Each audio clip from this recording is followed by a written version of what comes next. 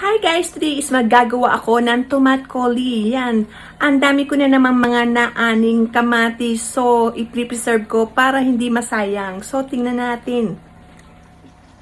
Ayan guys, makikita nyo na talagang ang daming nila. Ito na yung iba. Nandito na sa ating dadagdagan ko pa. Kasi nasasayang guys. Ayan o, yung mga kamatis natin.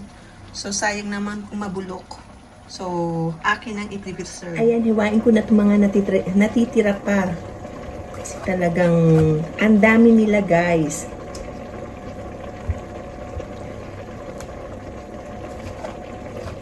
Ayan o, ang lalaki pa. Diba?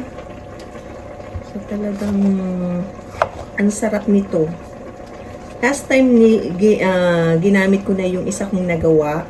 Napakasarap sa aking pasta. Kaya sabi ng husband ko, itong mga natira is gawin ko ulit coli. So, ayan na, ang dami nating nahiwa. Pero meron pa mga tira. So, later is magluluto ulit ako.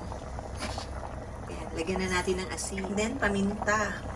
Ayan, para ready na siya pag sinahog sa ating pasta. Lalagyan na lang ng karne o giniling. Takpan na muna natin. So, ayan na. Kumukulo na. Malapit nang maluto.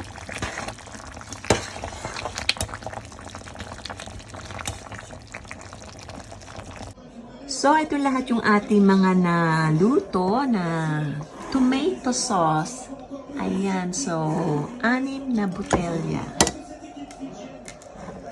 Okay. Ayan na siya.